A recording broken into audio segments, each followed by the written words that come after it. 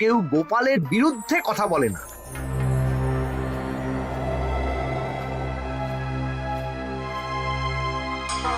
কি মন্ত্রী মশাই, আজকাল তো আমার কথা আর মনেই পড়ে না, ভুলে গেছেন নাকি?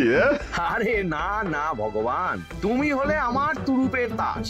ঠিক সময়ে ঠিক সুযোগ এলে তোমাকেই ডাকবো। একটু দেখবেন। হ্যাঁ, আরে নিশ্চয়ই নিশ্চয়ই। এই চলি রে, আবার রাজসভায় যেতে হবে।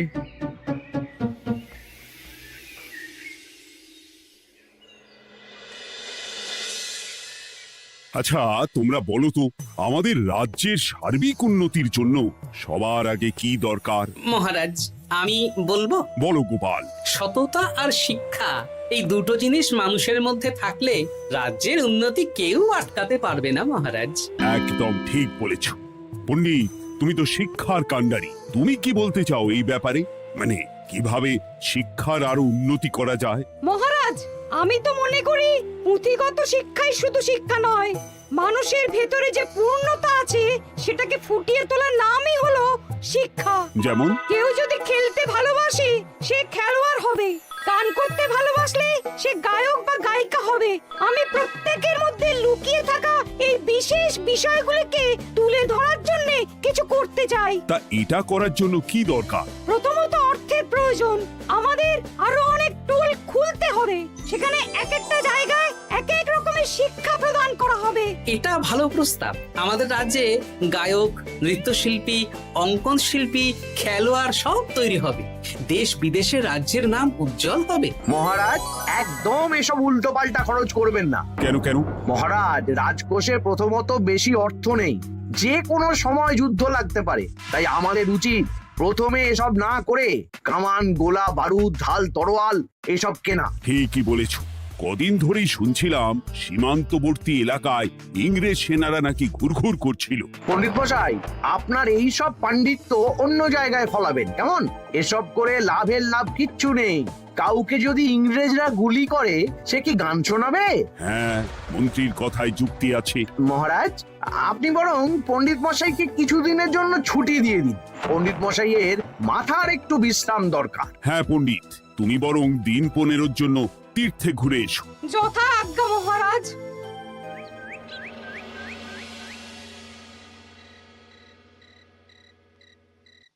শোনো ভগবান, সকালেই তুমি কাজের কথা বলছিলে, আমি এমন ছক কষেছি কালকে থেকেই তোমার জন্য একটা ভালো বেতনের কাজ জোগাড় করে দেব। শুধু যা বেতন পাবে তার অর্ধেক আমাকে দিতে হবে, কেমন? রাজি রাজি। কি কাজ বলুন? শোনো, বাহ বাহ, দারুণ দারুণ, হয়ে যাবে কাজ।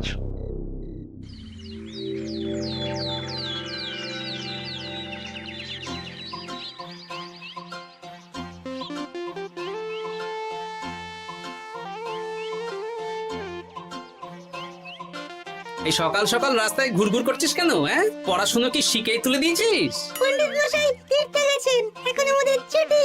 দুপুর বেলা ভাত, রাতের বেলা রুটি।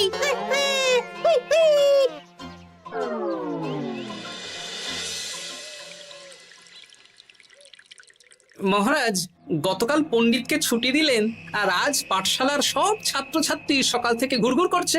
এ কি, তাহলে তো মুশকিল। মুশকিল আসান করার রাস্তা আমার কাছে আছে মহারাজ। আমার সন্ধানে এমন একজন পণ্ডিত আছেন যিনি বহু ভাষাবিদ, অনেক পাণ্ডিত্য, দেশ বিদেশে শিক্ষাদান করেছেন। কিন্তু তাকে আমরা পাবো কোথায়? তিনি কৃষ্ণনগরে ঘুরতে এসেছেন। শুধু ওনাকে বেতনটা একটু বেশি দিতে হবে, এবং তিনি এই রাজ্যের যে কোনো মানুষের চেয়ে বেশি শিক্ষিত। তার পড়ানোর ধরনই আলাদা। সে কোথায়? আমি তাই ওনাকে আজকে রাজসভায় আসতে বলেছি। মহারাজ, আপনার সাথে একজন দেখা করতে এসেছেন। দেখুন মহারাজ, বলতে না বলতেই হাজির। ওনাকে ভিতরে আসতে বলো। আচ্ছা মহারাজ।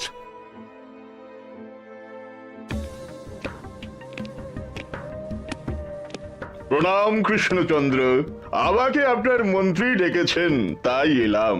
মন্ত্রীর সাথে কথা হয়েছে আমাদের রাজ্যের শিক্ষার উন্নতির ব্যাপারে। আমাদের মানে? আপনি কি এই রাজ্যের?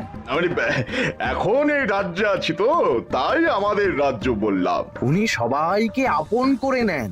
যাই হোক, তোমার শিক্ষার উন্নতির ব্যাপারে কি মতামত? মহারাজ, আমি এই রাজ্যের বিভিন্ন মোড়ের মাথায় টোল খুলতে চাই। তার জন্য অনেক অর্থের প্রয়োজন। তাতে কি উপকার হবে? ছাত্রদের জন্য তো নির্দিষ্ট পাঠশালা আছে। যখন শত্রুরা আক্রমণ করতে আসবে তখন তারা দেখবে রাস্তার মোড়ে মোড়ে টোল, মোড়ে মোড়ে টোল। তারা বুঝতে পারবে এখানে সবাই শিক্ষিত। আর শিক্ষিত লোককে ক্ষমতার অধীনে রাখা কঠিন, যুদ্ধে জিতলেও শাসন করা মুশকিল। কারণ অশিক্ষিতকে বোকা বানানো সহজ, কিন্তু শিক্ষিতকে বোকা বানানো কঠিন। নতুন পণ্ডিত একদম ঠিক কথা বলেছে। কোনো বাইরের রাজা বা শত্রু আক্রমণ করার আগে 5 বার ভাববে। এই সেরেছে। গতকালই মন্ত্রী বলছিল শিক্ষার দরকার নেই, অস্ত্র কিনুন, আর আজকেই শিক্ষার পক্ষে কথা বলছে। ব্যাপারটা কেমন সন্দেহজনক, নজর রাখতে হচ্ছে। বেশ, আমি তোমার এই শিক্ষা সম্প্রসারণের প্রস্তাবে রাজি। মন্ত্রী, তুমি এই প্রকল্প দেখভাল করবে। আচ্ছা, কত খরচ হতে পারে একটা হিসেব করে আমাকে জানিও, আমি দিয়ে দেব। আচ্ছা মহারাজ, আপাতত 500 মোহর দিয়ে রাখুন, পরে যা লাগবে বলে দেব। উফ, সকালে এক পত্তন বাজার, বিকেলে এক পত্তন বাজার, আর পারি না। আরে হাত চালাও, হাত চালাও। বাবা, কাজ শুরু হয়ে গেল। হ্যাঁ, আর ছাত্রদের পাঠশালার কাছে যেতে হবে না। পাঠশালা ছাত্রদের বাড়ির কাছে চলে আসছে। যেখানে সেখানে পাঠশালা। এই তো যেখানে সেখানে শিক্ষা। ঠিক বলেছো। আজ থেকে আমি আর নতুন পণ্ডিত চালু করছি। ধরো শিক্ষা, মারো পেরে। শিক্ষাকে ছাত্রছাত্রীদের মধ্যে গেঁথে দিতে হবে। এতদিন জানতাম ধরতক্তা মার পেরে, এখন বদলে যাবে। কিন্তু একটা পণ্ডিত এতগুলো পাঠশালা একা সামলাবে কি করে? খেপে খেপে। মানে সকাল 6টা থেকে 7টা একটা জায়গায়, পরে 7:30 থেকে 8:30 আরেকটা। এইভাবে বিভিন্ন জায়গায় পণ্ডিত ঘুরে ঘুরে শিক্ষাদান করবেন। না, ব্যাপারটার উপরে মহারাজকে নজর রাখতে বলতে হবে। মহারাজ, আমার মনে হয় এই পাঠশালায় আগামীকাল থেকে কেমন পড়াশোনা শুরু হবে, আপনার সেদিকে একটু নজর রাখা উচিত। হ্যাঁ, দেখি আগামীকাল সকাল সকাল বিভিন্ন পাঠশালায় গিয়ে নজর রাখবো। আর হ্যাঁ, আমাকে নতুন পণ্ডিত একটা তালিকা দিয়েছে, কোন পাঠশালায় কখন পড়াবে সেটার তালিকা। আমিও যাব আপনার সাথে।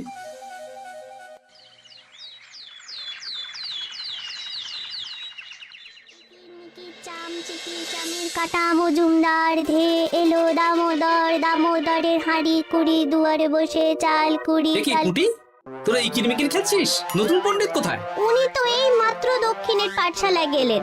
ন্যাপলা আর গুলটে আজ থেকে ওখানেই গেছে। ওদের দুজনের বাড়ি কাছাকাছি তো, তাই। আচ্ছা চলো তো গোপাল, দক্ষিণেই গিয়ে দেখি।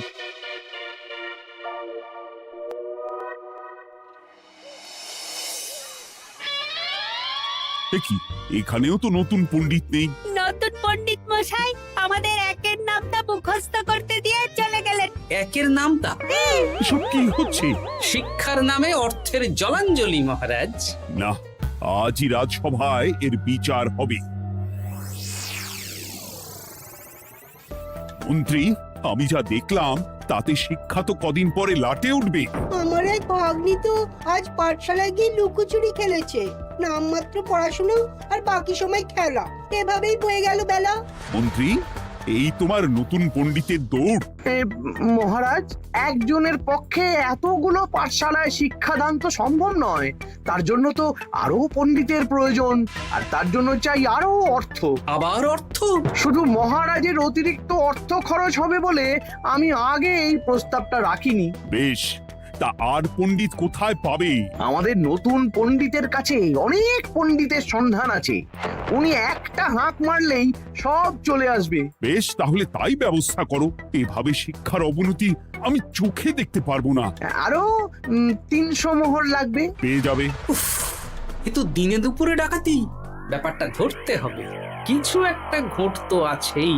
আর নতুন পণ্ডিতদের যদি কোথাও একটু থাকা খাওয়ার ব্যবস্থা করা যায় তাহলে ভালোই হয়।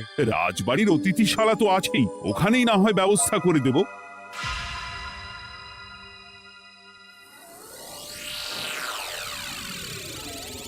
শোন বটা ঘটা আর কেলে পচা, তোদের এইবার এই ভগবানের মতন শিক্ষাদান করতে হবে। আরে আমি তো শিক্ষা বানানই জানি না। সে না জানলেও হবে, শুধু দাড়ি গোফ লাগিয়ে নকল পণ্ডিত সেজে কালকে থেকে পাঠশালায় যেতে হবে।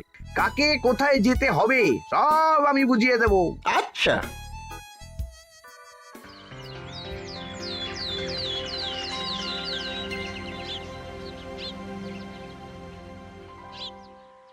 আচ্ছা বল তো, গতকাল তোদের বাড়িতে কি কি রান্না হয়েছিল? ভাত, মসুর ডাল আর লাউ ঘন্ট। লাউ ঘন্টের মধ্যে চিংড়ি ছিল? না, তা আজকে কি রান্না হবে? আজকে সকালে বাবা বাজার থেকে পাকা কাতলা এনেছে। কাতলা মাছের পাতলা করে ঝোল হবে। আর তোর? আমাদের আজ নিরামিষ, তাই কবজি ডুবিয়ে সবজি ভাতি খেতে হবে। বেশ।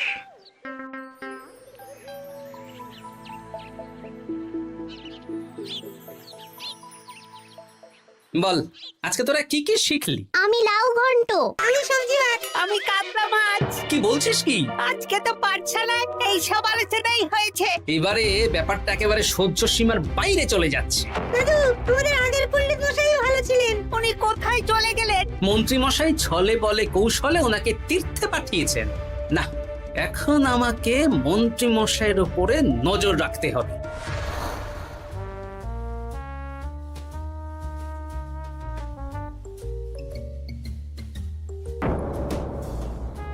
পাঠশালায় পড়ানোর ব্যাপার তো বিকেলেই মিটে গেছে। রাজবাড়ির অতিথিশালায় না গিয়ে নতুন পণ্ডিত মশাইরা এদিকে আবার কোথায় যাচ্ছেন? সাথে মন্ত্রীও আছেন, ব্যাপারটা নজর রাখতে হবে। তাড়াতাড়ি চল। চলুন চলুন। এদিকে তো বটা ঘটার বাড়ি, এদিকে মন্ত্রী মশাই কোথায় যাচ্ছেন?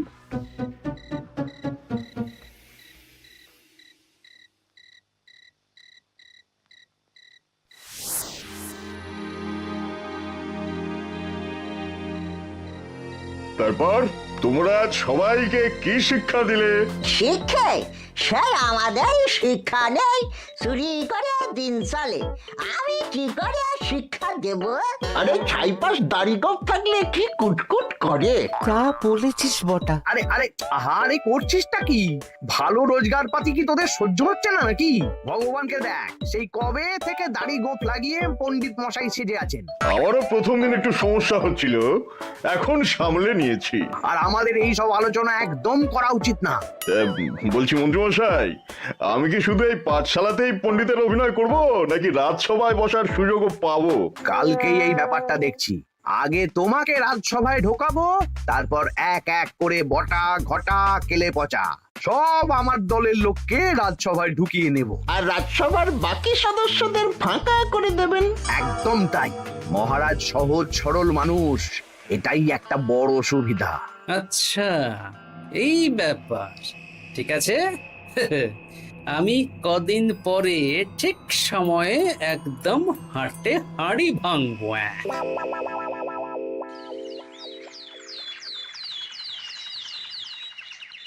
তাহলে মন্ত্রী, আর কোনো সমস্যা নেই তো? না না মহারাজ, এখন আর কোনো সমস্যা নেই। দেখবেন এই ধরশিক্ষা মারপের এক প্রকল্পের নাম চারিদিকে ছড়িয়ে পড়বে। আমার তো মনে হয় একটু পাঠশালাতে বিজ্ঞান নিয়েও আলোচনা করা উচিত। হবে হবে, সব হবে। এখনো সব বাচ্চারা অজ্ঞান হয়ে আছে। আগে শিক্ষায় জ্ঞান ফিরুক, তারপরে না হয় বিজ্ঞান নিয়ে আলোচনা করবে। বিজ্ঞানী তো প্রস্তাবটা খারাপ রাখেনি। তুমি কি বেশি বোঝো? তাহলে তুমিই তো বিজ্ঞান শেখাতে পারো। আমি কবিরাজি শিক্ষা দান করতে পারবো। তোমার কবিরাজি শিখতে কেউ রাজি নয়, চুপ থাকো। আহ, দেখাই যাক না বাচ্চারা কেমন শিক্ষা লাভ করে। মহারাজ, বলছি কি, আমাদের পণ্ডিতের আসনটা তো ফাঁকাই পড়ে আছে। এখন যখন নতুন পণ্ডিত এসেই গেছেন, তাহলে ওই জায়গায় ওই তো বসতে পারে। কিন্তু পণ্ডিত তো তীর্থে গেছে, অবশ্য কদিন পরেই ফিরে আসবে।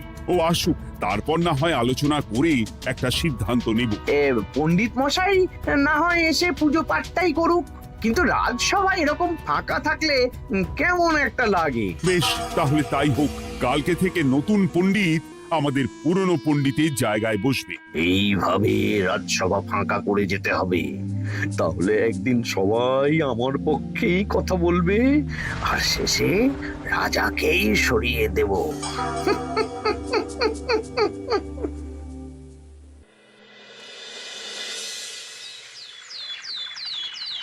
মহারাজ, সর্বনাশ হচ্ছে চারিদিকে। চলুন চলুন, আমি পুরো বিষয়টা ধরে ফেলেছি। কি ধরে ফেলেছো? শিক্ষার নামে ষড়যন্ত্র চলছে মহারাজ। রাজসভায় চলুন, সব বলছি। আচ্ছা আচ্ছা, আসছি। হ্যাঁ বলো গোপাল, তুমি কি বলছিলে শিক্ষার নামে ষড়যন্ত্র নাকি? মানে গোপাল মস্করা করছে নাকি? রাজ্যে দারুণ শিক্ষাদান চলছে। মহারাজ, আমি দেখে ফেলেছি আমাদের নতুন পণ্ডিত আসলে কোনো পণ্ডিত নন। ইনি আপনাকে, আমাদের সবাইকে বোকা বানাচ্ছেন। তাই নাকি? ডাকো দেখি নতুন পণ্ডিতকে। এই তো মহারাজ, আমি চলে এসেছি। এই তো ইনি বদমাশি করছেন, শিক্ষার্থীদের ভবিষ্যৎ নিয়ে খেলছে। এই বল, আসল কথাটা বল। কি বলবো, এসব ভাড়ামো বন্ধ করো গোপাল। না বললে আমি কিন্তু ধুতি খুলে দেব। এই এই আরে আরে, কি হচ্ছেটা কি? এই এই এই এই সরো তো, সরো সরো। ব্রুম, ব্রুম, ব্রুম, কি হলো? কি হলো? বুম, ব্রুম, জব, ব্রুম। এই সেরেছে। গোপাল এসব কি বলছে? বলুন। ভুল বকছে কেন? ব্রুম, ব্রুম, গোপাল, তোমার কি হলো গো? কি বলছো তুমি? আমার কাছে আয়ন। বৈদ্য, তুমি একটু দেখো তো গোপাল ঠিক আছে তো?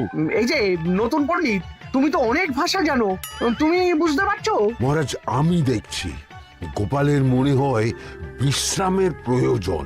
এই এই, তোমরা কয়েকজন মিলে গোপালকে রাজবাড়ির অন্দর মহলে নিয়ে চলো। চলুন, আমি যাচ্ছি। ওহো, গোপালের কি হলো? মাথায় লেগে গেল? ভাষা চলে গেল? ওই সব এই নতুন পণ্ডিতের জন্য।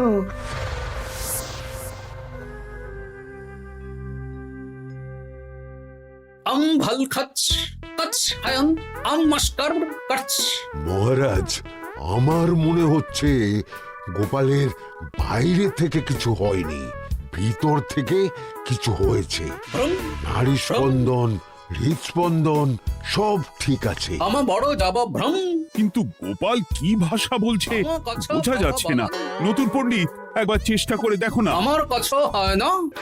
এসব তো আমি কিছুই বুঝতে পারছি না মহারাজ। আপনি যে এত দেশ বিদেশে ঘুরেছেন, আপনি বুঝতে পারছেন না? এ আমার এখতিয়ারের বাইরে। তোমার বাকি পণ্ডিতদের নিয়ে আসো তো, যারা পাঠশালায় পড়ায়। আমি বুঝতে পারছি না, এই বটা ঘটা কেলে পচা কি বুঝবে? আমার বড় যাব ভ্রম। চপ করো ঘট, নল খাব মরব। কিছুই তো বুঝতে পারছি না। রাজসভায় কাউকে না দেখতে পেয়ে এখানে এলাম। ওই তো আমাদের পুরনো পণ্ডিত চলে এসেছে। শুনলাম গোপালের নাকি কি হয়েছে। এই পণ্ডিত, তুমি দেখো তো গোপালের নতুন ভাষা উদ্ধার করতে পারো কিনা। কি গোপাল, তুমি কি ভাষায় কথা বলছো? আমার মতর ভাষা কথা বলো। ওই দেখো আবার কি সব বলছে। আমো বোঝো তো পড়ছো, সবারও সাথে মস্করা করছো। তমো ঠক ধরছ। হ্যাঁ, এই পণ্ডিত, এটা কি ভাষা? ঘাবড়াবেন না মহারাজ, এটা পাতি বাংলা ভাষা। বাংলা ভাষা? গোপাল শুধু আকার ইকার উকার আর বেশিরভাগ স্বরবর্ণ বাদ দিয়ে কথা বলছে। মানে গোপাল তম কছ কছ বলো। আমারও নাম গোপাল ভর।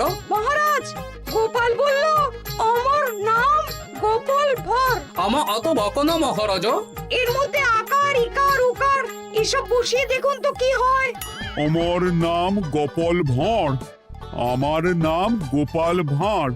অম অত, আমি অত, বকা বোকা, ন নই মহারাজ।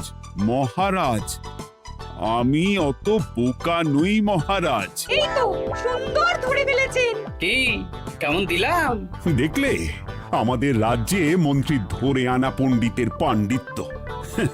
সব এক একটা গাধা। হ্যাঁ, এ কি ভগবান, বটা ঘটা কেলে পচা। মহারাজ, এখান থেকে কি বুঝতে পারলেন? কি? শিক্ষার বাইরেও অন্যভাবে সমস্যার কি করে সমাধান করা যায়। তাও শুধুমাত্র উপস্থিত বুদ্ধি দিয়ে, যেটা আমাদের রাজপণ্ডিতের আছে। তা তো দেখতেই পাচ্ছি। আর সেই জন্যেই মন্ত্রী ওনাকে সরাতে চেয়েছিলেন, আর কিছুদিনের মধ্যে সব সভাসদদের সরিয়ে দিতেন। আমি সব মতলব শুনেছিলাম, আর এই দিনটার জন্যে অপেক্ষা করছিলাম। আজকেই তো পণ্ডিতের তীর্থ থেকে ফিরে আসার কথা। তাই আজকে এই ছোট্ট নাটকটি করলাম। এবার মন্ত্রী আর এই 4 জন নকল পণ্ডিতকে আচ্ছা করে কারাগারে গিয়ে ধোলাই দাও। ধোলাই হলো ওনাদের জন্য উপযুক্ত এবং উচিত শিক্ষা।